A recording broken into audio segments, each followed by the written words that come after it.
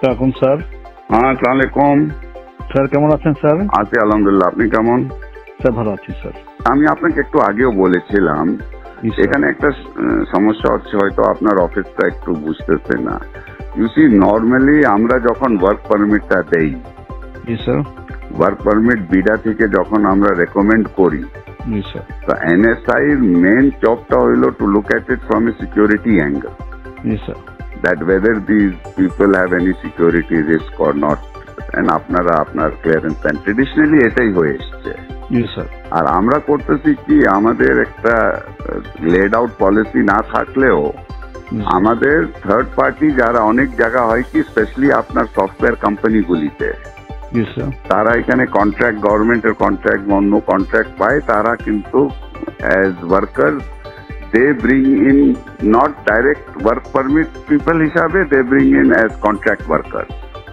Sir sir. তো একটা company আপনার সাথে বোধহয় দেখা করেছিল, আপনি টাইম দিলে she will meet you again. হ্যাঁ স্যার, আসছিল স্যার। হ্যাঁ, আসছিল স্যার। তো ওটা আবার আপনি বলেছিলেন আমরা রিভিউ করে পাঠাইতে, আমি হোম মিনিস্টারকে বলে আপনাদের কাছে রিভিউতে পাঠাই দিয়েছিলাম। জি স্যার। ওটা আপনারা আবার না করে দিয়েছেন। জি স্যার। আপনারা করেছেন না অন দ্য গ্রাউন্ড দ্যাট বিডার কোনো পলিসি নাই এটার ব্যাপারে। ওটা তো আপনাদের দেখার ব্যাপার না। পলিসি আমার আছে কিনা, that is not, you see whether the security clearance আছে কিনা, whether they are security or not secure, ওটা তো আমার ওয়ার্ক, আমি হোম মিনিস্ট্রির সাথে বিডা বুঝবে। স্যার ঠিক আছে স্যার। এখন স্যার আমি দু একটা আসপেক্ট একটু আপনাকে বলি। হ্যাঁ, যে লোকটা ভাড়া দেখাচ্ছে 30,000 টাকা, বাট সে 3 লাখ টাকার বাসায় থাকতেছে, so he is not paying tax because he is showing 30,000 টাকা হাউস রেন্ট। 2,30,000 টাকা যে বাকি যে 3 লাখ টাকা যে বাসা থাকতেছে, যেটার জন্য এডিশনাল সরকারকে পে করার কথা, সে তো সেটা করছে না স্যার। তো এটা দেখার দায়িত্বটা কার? যে লোক, হ্যাঁ স্যার, এখন যে লোকের বেতন হচ্ছে অরিজিনালি 10 লাখ টাকা, সে দেখাচ্ছে 2 লাখ টাকা, বাকি 8 লাখ টাকার উপর ট্যাক্স ফাঁকি দিচ্ছে। এটা দেখার দায়িত্বটা হলো এনবিআর।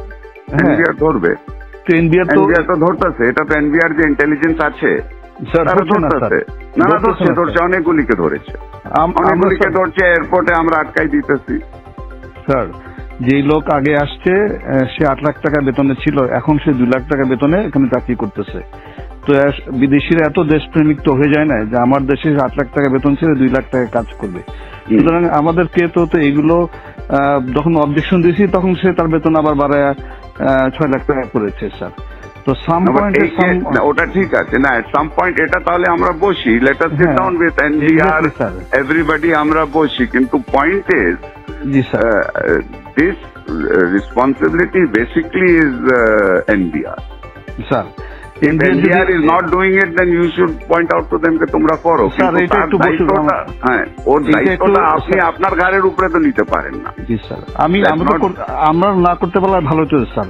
হ্যাঁ, তবে এই প্রসেসে আমরা সরকারের রেভিনিউ আনে বড় একটা অংশ রেখেছি। না, এটা ঠিক আছে, এটা আমরা একটা তাহলে মিটিং করি, আমরা আপনারা মিটিং করি, কিন্তু এই কেসে তো this is not the case. এই কেসে স্যার একটা কোম্পানি যখন একটা লোক আনে, তখন তার একটা বেতন ধরে যে তার এত টাকা বেতন, এত টাকা ধরে করবে, সেই হিসাবে যদি আবার থার্ড পার্টিকে দিয়ে দেয়, তাহলে এটাকে বিডে একটা পলিসিতে আমাদের দিয়ে দিক যে না, ইচ্ছা করলে সে আমি 2,000 টাকা, we have been giving this for a long time.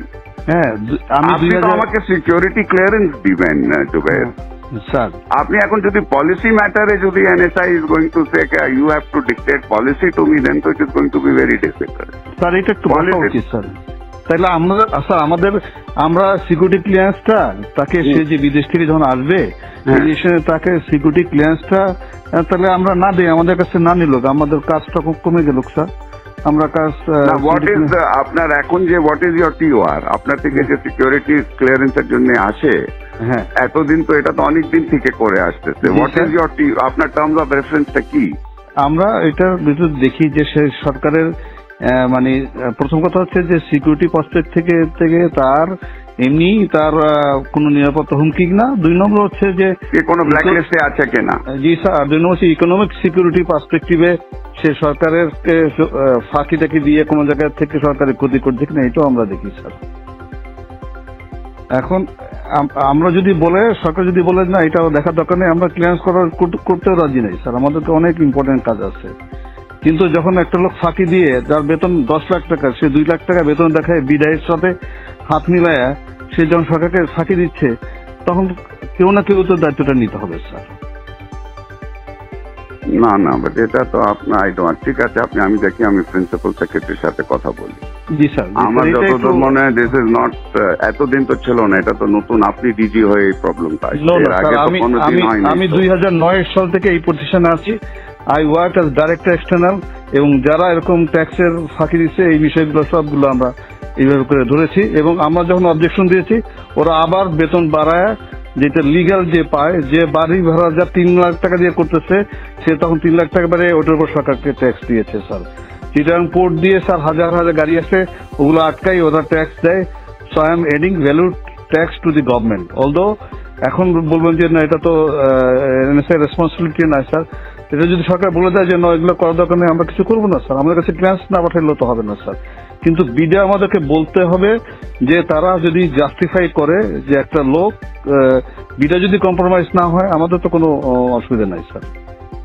আমাদেরকে একটু ক্লিয়ারলি বলে দিক স্যার যে একজনের জন্য নিয়ে এসে একজনকে দিতে পারবে বা 2-3 হাত ঘুরে এসে লোক কাজ করতে পারবে, আমাদের কোনো অসুবিধা নাই স্যার। একটা মিটিং হলে ভালো হয় স্যার, আমাদের জন্য সুবিধা হয় স্যার।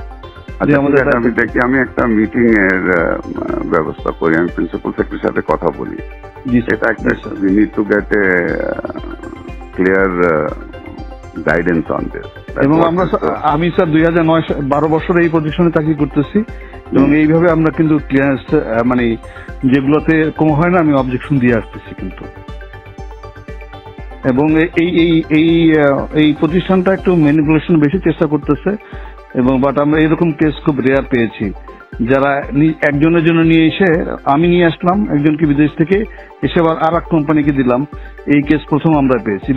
বিডা আমাদেরকে বলে দিক যে এইটাতে কোনো অসুবিধা নাই, আমরা সদস্য দিয়ে দেবো, বিডাও ক্লিয়ারলি বলে না। আর আপনাকে একটু জানাচ্ছি BIDA is a compromise organisation sir, মানে ন্যাশনাল ইন্টারেস্টে শুনেন, আপনার NBR is also compromised organisation. Exactly sir, exactly. আপনার civil aviation is a compromised organisation. আপনার সব থেকে বড় কম্প্রোমাইজড অর্গানাইজেশন ইজ দুদক। জি স্যার। আচ্ছা, আর আপনার অর্গানাইজেশনও কম্প্রোমাইজড আছে স্যার? এখানে তো আমার বাংলারই আছে স্যার। আপনারও তো কম্প্রোমাইজড আছে। আপনার লোক যখন নিচে যায় ক্লিয়ারেন্সের জন্য, ব্যাংকের যে ডাইরেক্টরের জন্য আপনার থেকে ক্লিয়ারেন্স নেয়, আপনি যে জুনিয়র অফিসারকে আপনার গ্রামে গঞ্জে পাঠান আমার সম্বন্ধে খোঁজ নিতে, তো সেও কম্প্রোমাইজড আছে ওখানে। বাংলাদেশে কোন জায়গা কম্প্রোমাইজ না? সবাই মিলে একটু ভালো করার চেষ্টা করতেছি, সেটা করেন, কিন্তু ডোন্ট সে দ্যাট কম্প্রোমাইজ আপনার অর্গানাইজেশনটাও is compromise. I can give you examples where your people have gone and to give a clearance certificate, how much money they have charged. Sir এটা আছে স্যার, আমি অস্বীকার করছি না স্যার। তাহলে আপনি বলছেন বিডা ইজ কম্প্রোমাইজ, সবাই কম্প্রোমাইজ আছে। আর don't tell me BIDA is compromise, you are also compromise. Sir you want examples, I can give you example. Sir আমাদের টিআর থেকে এটা বের করতে দিলে আমরা উই আর হ্যাপি, আমরা ক্লিয়ারেন্স ঠিক আছে।